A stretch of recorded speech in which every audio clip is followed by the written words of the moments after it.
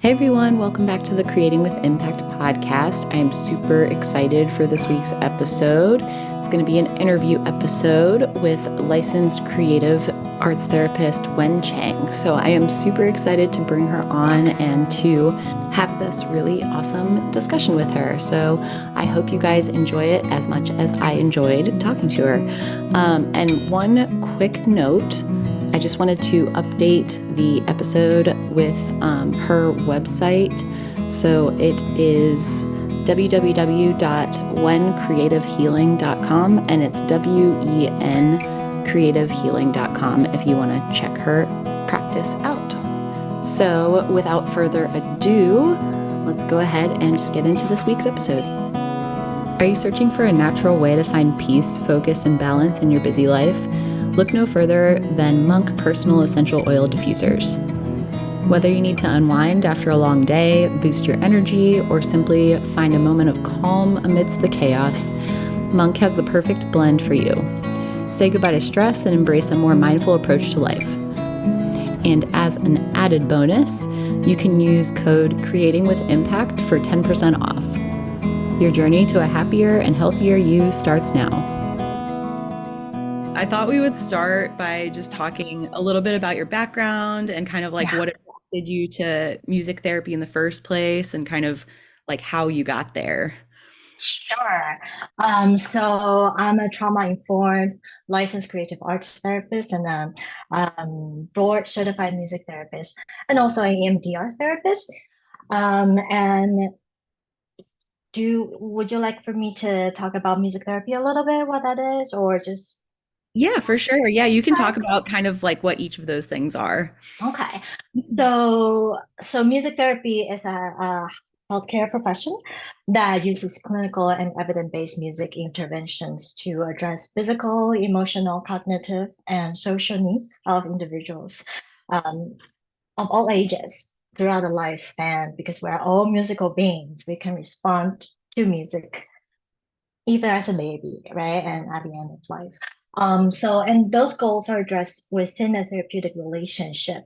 And I want to address that because it's not just playing a piece of music for, there is therapeutic benefit of music, but what music therapy is about is the relationship between the therapist and the client, and then the music therapist and using the elements of music to address certain clinical goals.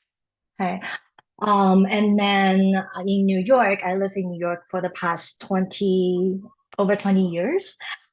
There's a license for creative arts therapist, which is an umbrella term, including other modalities like art therapy, drama therapy, dance and movement therapy, and using all those express arts for clinical purpose. Yeah. Awesome. So what kind of like attracted you to that career path in the first place? Um, yeah. So music has been the center of my life since age of 5 or 6. I started playing. I grew up in Taiwan, and my parents are not musicians, but my dad loves music.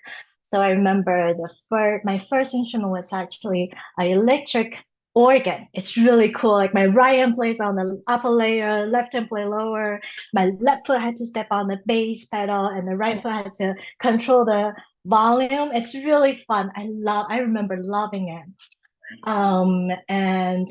So my dad noticed my love for music, and he, for whatever reason, he wrote me to a music specialized class in Taiwan. There's such thing that you start from you just get trained to be a musician. And then we happened to have a violin at home. So do you want to play? I was like, okay. So I picked up the violin, and that's my main instrument. So the violin became a major instrument. And I was a very shy kid. I'm still quite shy. But as a child, I remember just being very quiet, very good, well behaved, right? Um, but when I played music, I felt like I can access different parts of me that maybe I can't express, like anger. I can within music can be um, ex excited, I can be loud, I can be big, I can take up space, and that just I feel like that was so holistic, and it allowed me to be um, integrated and not just to being a good quiet student, right? And I moved to New York when I was 14 for music conservatory, and that was like a dream come true. But in that environment, it's very competitive, and the mentality is just not as healthy. And it's, classical music, you have to be perfect. So I remember during that time, looking back, I probably was depressed, but because I would attach my sense of self with my performance. If I perform well, I felt good about myself. If I did not, then I'm the worst. And so during that time, my relationship with the violin changed. It became not as enjoyable. It became almost like a shield. And I started playing the piano. So piano was my minor instrument in Taiwan. Everybody have to play the piano. So I started playing the piano and spent a lot of time. And it was my emotional outlet. I was living with my aunt and uncle. So um, again, I had to not burden them with any of my own stuff. So within music, I can be loud. I can express all the anger and frustration, and I just remember being able to stretch my finger and play and bang on the piano. It was so cathartic. And I Mhm. also started to write songs, and that was the beginning of, like, looking back. I was doing music therapy for myself. So after I finished the performance bachelor degree, I was like, oh, do I want to keep going for performance or um, something else? And I talked about music therapy with my friends, and my friends was like, hey, you talk about that a lot. Why don't you go for it? I was like, okay. So I just applied to because I was in New York, just NYU was there, just apply for that school. And I remember in the interview, I was preparing for the interview as if I was preparing for audition. And then I went in and they sat down and asked me about me and play different instruments and improvise. I was like, wow, they actually care about me. And that was where I found my home, and I just felt at home ever since. Oh, that's so Yeah. awesome. Oh my gosh, I love that story.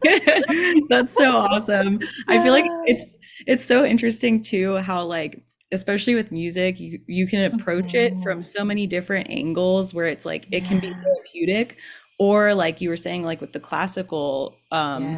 music and everything, it's like very strict and like you have to do Mhm. everything a certain way and it's Yeah. it's I don't know. I always thought that was such a cool thing about music too, is that it just allows you to kind of like express your emotions and like kind of channel something Yeah. that I guess isn't isn't easy to just do that in normal life. So Yeah. that's really, really cool. So from like the music therapy perspective, Mm-hmm. do you get a lot of people who are musicians, or do they have to have some kind of musical ability to benefit from it, or can anybody benefit from it? Everybody can benefit from it.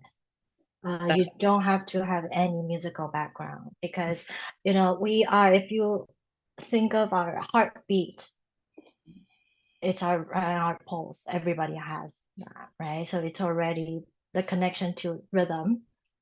And the way we talk, there's contour, there's melody. We don't talk like this, we don't know, right? So it's musical. We all can respond to that. And our emotional world, our internal world is constant tension and release. And music is about tension and release. So in my career, so I started working as a professional since 2010. So I worked in hospital, in schools, and nursing facilities, and nonprofit organizations, and with people from premature infants, children, adults, elderly, to patients in hospice care. So really throughout the whole lifespan, it's really cool that even with premature infants, we can use music therapy. That's really, really cool. Yeah. Like you don't even have to have like that language there to benefit from it, which is really, really No. awesome. So it's Hmm. really anyone. That's cool. Yes. That's Yes. really cool. So I guess what I don't know if this is the right way to word this, but what kind of like benefits do you see Mhm. from people who like do music therapy for like a long time or just like a Mhm. sustained amount of time? Oh, the benefit for music therapy for people who receive music therapy. So, Mhm. depending on the population, there's different goals. For example, if the client's in the hospital, then the benefit might be pain management, can be stress management, and can decrease anxiety level, and can enhance the quality of the every day in living in the hospital, right? And right now I'm doing more long-term trauma informed treatments, and so with that I get to really grow with my clients and see their progress. So what I see the most is that ability to tolerate emotion, to accept their emotions, to even embrace that, right? A lot of the time when um, disease often is just suppressing that emotion. There's emotions, feelings are energy. It has to flow. If it doesn't flow, it gets stagnant and we get sick. It can manifest through physical illness, migraine, heart disease, digestive system, all they can tie to the suppression of our emotions, right? So through the creative arts work, we are allowing or giving a platform, a venue for those emotions to flow, and those are very important messengers telling us what we need, what we're yearning for, what our authentic inner voice Mhm. are. And through that, being able to sit with the difficult emotion, to release it, and to find insights, to look deeper and gain more deeper understanding of who we are, what we actually want. For sure. Mhm. I Yeah. remember, I think I can't remember if it was like a documentary or something that I was watching, but it was Hmm. talking about disease as dis-ease. Yes. And I always thought that was so interesting because Yeah. it makes so much sense too, because even when you're feeling like, even if you're just feeling stressed out, you can physically like Oh, feel yeah. it. Yes. Yes. So interesting. Mhm. So can you talk a little bit about like what the average like music therapy session looks like, or if there even is an average? Again, it depends on the population. If my client is a neurodiverse child, for example, a child on the autism spectrum, then the session will be more structured because that ritual is very important. So we might start with a hello song, and then after the hello song, we move into drum songs or shaker to work on their motor skills.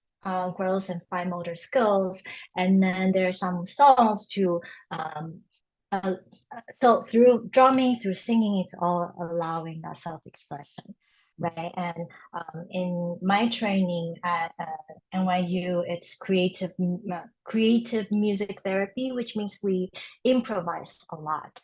So when a child comes into the room, their how their pace how they present themselves is already a musical input.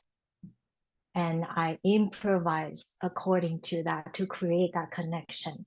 And oftentimes, we might see just what seem to be random tapping on things, right? And or for self-stimulation, tapping on the head, and we don't want them to hit their head. So instead, we can bring them a drum. So they get that stimulation, and also now there's musical input. Okay, and with that musical input, I can add melody. Can you hear the piano? Mhm. Okay, so if they're tapping like this, I can just do. So that becomes a collaboration, right? It's no longer them being in their own world. And oftentimes I see they look at me or they search for the sound source and then they want to play more. And through that collaboration, we are encouraging, we're working on their motor control. We can, if they stay with me, I might challenge them to play louder, softer, faster, or slower, right? And impulse control. And then also, I think it's the creating meaning together in the moment and creating that relationship. And it's through those process, this kind of positive experience of I'm doing something meaningful and connecting, that, and you can see the child just grows and blossom. And yeah, it's really cool. I love it. So that's one kind of what music therapy session might look like, right? Another, yeah, and another for psychotherapy that I'm doing more with adults or teenagers. We might identify, my client talked about something and then suddenly I see that tears are coming up. Okay. And so we pause there because words can just distract and move on. But if there's feelings coming up, that means something important is happening. It hits a core, right? So we pause here. Let's explore that. And let's find, teletherapy, I would use music and imagery a lot. And so let's notice what this feeling feels like in the body. Okay, and where do you feel that? Oh, maybe in the chest, maybe in the stomach. Okay, does it have temperature, shape, texture? I'm helping my client to take a moment to slow down and notice the internal experience. Okay, and then let's find a piece of music that resonates with this experience, internal experience. Tempo wise, is slow, medium, and instrument wise, what kind of instrument do you hear? Strings, piano, or orchestra, things like that. And then I would choose 3 pieces of music according to the description and let my client choose one that fits the best. And then I'll play that piece of music while they draw. And it's an open, whatever comes to mind. It can be an image, it doesn't have to be, it can be lines and shapes, right? And then afterwards, we look at the image together and process that.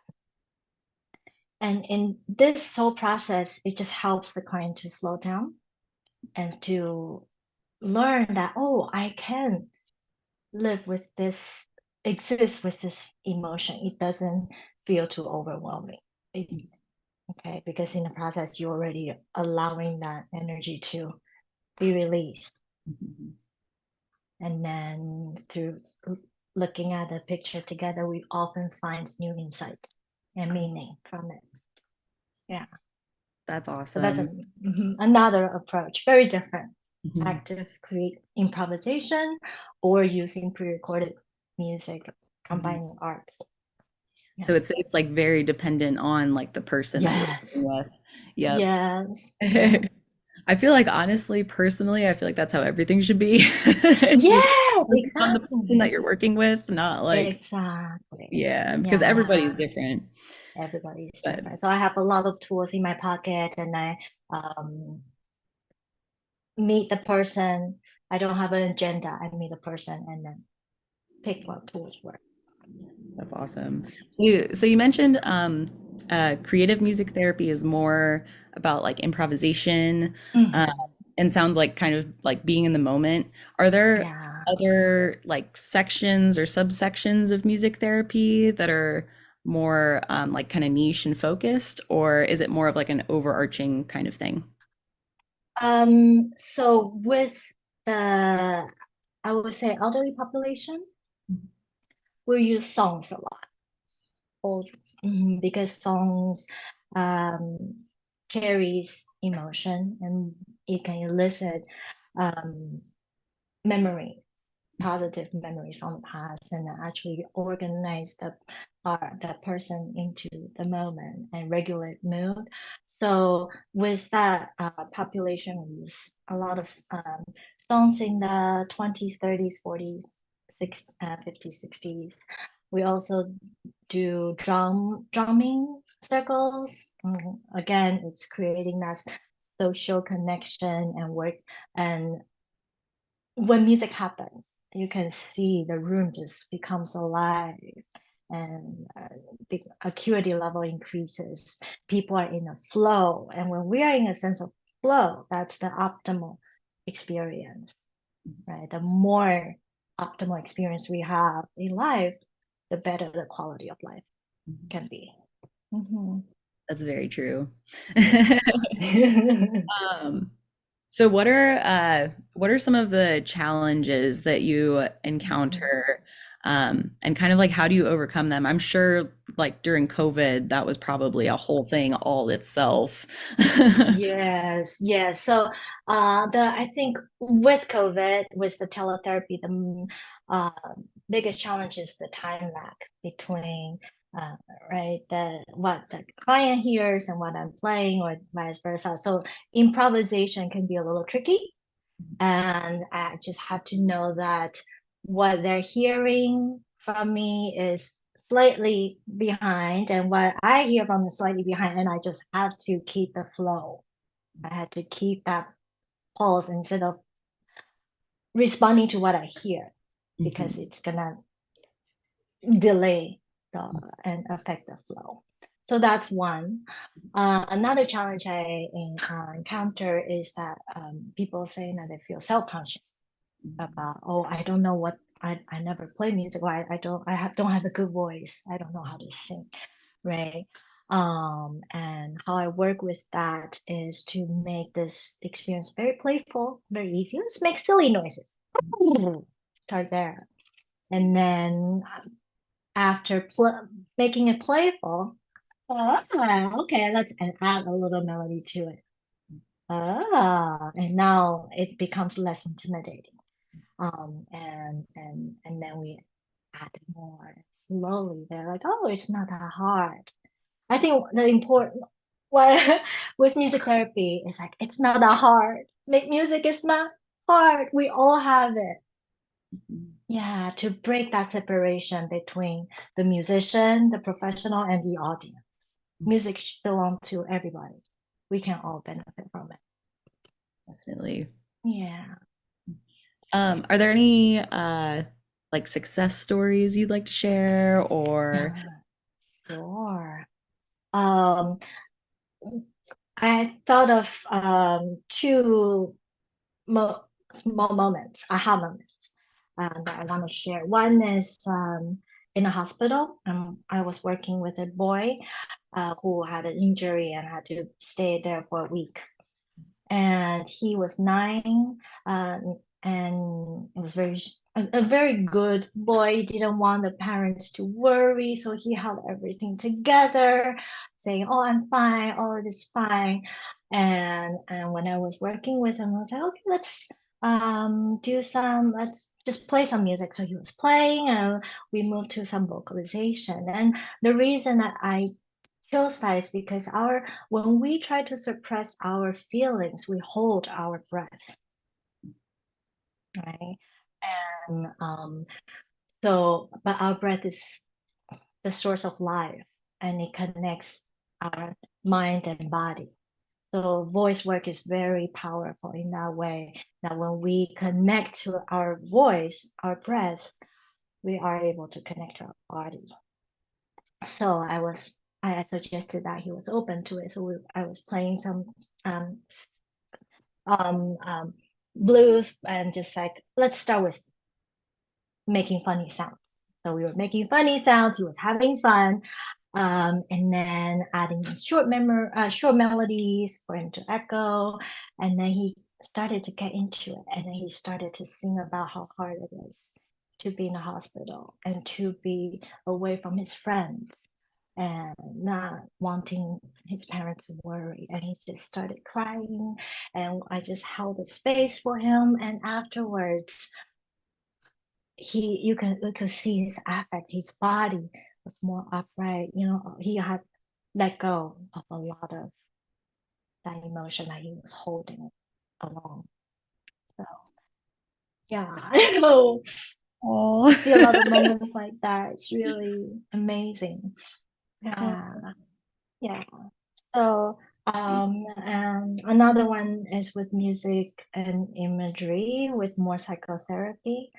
And my client was a music therapy student actually. And so she wanted to work on her social anxiety. And then so we chose a piece of music to explore her anxiety, how it felt like. It felt like a wall stopping all this toxic green sludges. He drew the whole thing of it. And then on top of the wall, it's beautiful flowers. Okay. And so we're just and so so it's stopping that toxin to flow. And this top is that persona of nothing is wrong, right? What if we allow, what if just allow a little stream of that sludge to flow through? What would happen? She started to imagine it. And then she started saying that, oh, and it will destroy all the flowers. It will make everything messy. But then it will keep flowing, keep flowing, keep flowing. And then it will become a pure, beautiful, clear body of water. And you imagine herself swimming in that water. And so it's just a beautiful metaphor of the therapy process, right? You gotta be messy. You gotta allow something to happen. And then if so I in the next couple of uh, sessions, we are in the process of allowing that to happen. And she was able, by looking at this, she's like, okay, I am ready to step into the unknown. I'm ready to be in the process. And then we uncover her mother's death when she was very little. And she said, I had a good childhood when she first came into the session, right? Oh, my childhood was normal. And then we discover, oh, wow, that's a lot of trauma. And she was able to spend time to grieve for it and grieve for the loss and there was a moment of time that she put her own hand next to um she drew a little girl screaming and making everything chaotic, and that was her own child, right? And then put her hand next to that child and said, I'm here for you, right? So that's the moment of self-love, self-compassion coming in. Music and creative arts therapy can approach it in this way. So we are not only addressing that anxiety symptom, and but we are getting into the deeper um, roots of, oh, where did that come from? Where did you learn that you have to keep everything together? Or right. Mhm. I've kind of noticed that's like a common theme with emotions, but especially with something like grief, where you're just like, Yeah. I feel like a lot of people, and like me from like personal experience, you just put up this Mhm. wall and you're like, Yeah. okay, like I don't want to feel this, like everything's fine. You're really not Mm-hmm. gonna heal from it because it's like still Exactly. there. It just doesn't look like it's Exactly. there. So that's Exactly. definitely like, especially Yeah. with like the flow and everything that you're talking Mm-hmm. about, I feel like that really is key to just like Yeah. letting everything like literally flow like through you and Yes. everything. So Yes. that's so beautiful. I love it. Um, so what's something that like your career as a music therapist has taught you that you think Mm-hmm. that like everyone should kind of learn at some point in Mm. life? Yeah, for sure. Um, I learned what I learned the most, especially from my background as a classical musician, is the art of improvisation. And I'm not just talking about musical improvisation, but improvisation in life, right? It's an attitude, it's a way of life. It's being okay to step into the unknown and taking that courage to walk into the unknown and work with whatever that's there and make things happen. Mhm.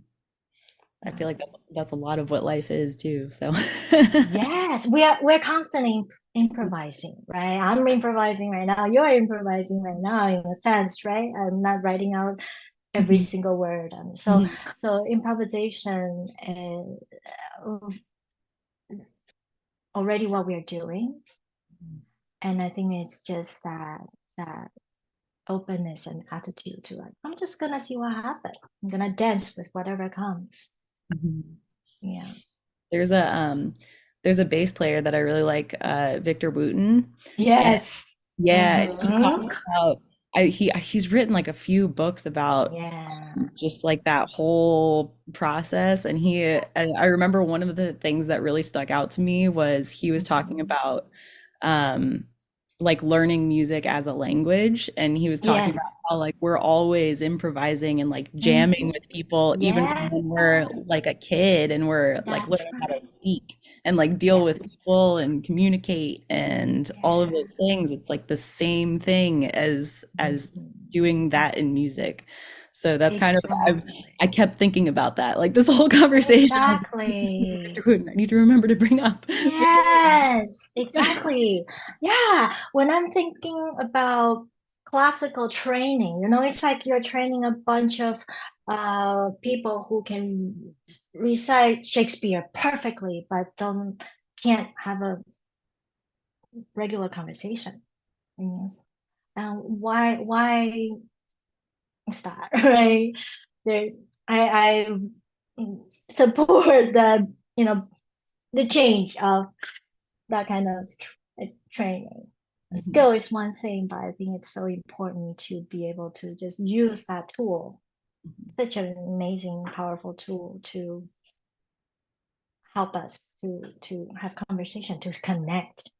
The Mhm. most important thing is to connect with another person. For Right. sure. So, yeah. So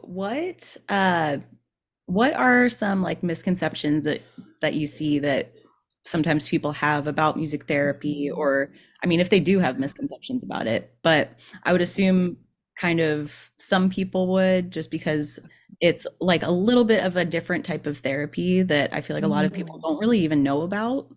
Yes. Yes. Um, the most common misconception I encounter is that thinking that, oh, if I perform for this group of people, that's music therapy, right? Yes, there's therapeutic value of performing, sharing music to other human beings, but music therapy is about that relationship. Again, it's the therapeutic relationship and intentional use of musical elements. So I'm using music differently. I can sing You Are My Sunshine differently with a child, with a group of little kids at school, or with a patient in hospice, right? And so it's knowing how to use music to elicit the change that you want to, the goal you want to address. I think that's a big one. Mhm. Do you have any like books uh, Mhm. or like types of music or art or anything like that that you would recommend to listeners? Yeah. I thought of two books that stand out. One is called Music for Life, and aspects of creative music therapy with adult clients. So it's for people who are interested in learning more about music therapy. And this book is written by a music therapist. And there are beautiful, beautiful stories of music therapy, of his work. And it's just a very humanistic and it's beautifully written. And he was the one who, in an intro, I remembered describing us human beings as musical beings. And I just remember he's writing just beautiful. And another one is Free Play, Improvisation in Life and Art. It's a great book. I learned a lot from that book. Again, it's the idea that improvisation is life. We are constantly improvising. And so those two books are and music. I love all kind of music. All genre. I think the more open and to listening to different types of music, the better. Mhm. Yeah. I've noticed that too, like a lot in like the live music scene. It's like the more types of music that you can like absorb, the better, because then you have all Yes. different things to pull from. And I feel like it's kind of the same Totally. thing with just Totally. like going about life. It's Yes. always nice to have the variety. Yes. You learn something from differences, right? Mhm. So, yeah. Awesome. So for somebody who might be like looking into music therapy or just looking into like different types of therapies Mhm. besides just like standard talk therapy, which always is good, but um, Mhm. what would you like tell them or like what advice would you give them in Mhm. terms of like finding someone? Yes. So, I mean, Googling art therapy, music therapy, dance movement therapy, and see what's who is available, and make sure that therapist has the credential and the training that um, they complete the training, the program that's accredited by Mhm. the Music and Art and Dance Movement Therapy Association. And it's very important making sure that you're working with a therapist who um, go through the, the specific trainings that Mhm. equips them to provide a service. For sure. Mhm. And then, so a lot of the podcast is about like multi-passionate musicians and creatives, and I found that a lot of times what comes with that is you can easily overwhelm yourself and Yeah. try to do like too many things at once. So, Mhm. do you have any advice for people that either are having trouble deciding what to focus on or um if they're just kind of having trouble like balancing everything, just especially with Mhm. life now, it just seems like everyone's busy. Yeah. Yeah. Um, Prioritizing Mhm. what the most important, listing them out, maybe what's the most important, what might be, if there's any time constraint. I give myself, I'm also, I like to dabble in this, I like to study that. So I think what helps me is to uh, prioritize what the most important, and how much time can I allocate for that. And maybe every day there's some morning rituals, and then one variety that you include that can spice everyday life up. Mhm. Yeah. I feel like having that like those morning routines and evening routines is so important. So important. I just started kind of implementing some routines and it's made like a huge difference because it's like one less thing that I have to like think about. Yes. So uh if you're comfortable sharing, where can people find you if they're interested in scheduling with you or learning more about like your practice? Sure. I have a website and I will email that to you as well. It's a creative healing EMDR. And so hold on, let me just double check the Yeah, no worries. Better safe. yes, EMDR creative-healing.com, and I'll send that to you as well. So it will be written over there. Perfect. Yeah, I can put that in the show notes for people to come check you out. But I wanted to say thank you so much for doing this with me today. This was such an awesome conversation, and I really enjoyed learning a lot more about music therapy because it's always been something I've been like a little curious about. But yeah, so thank you so much. It's really been awesome. Thank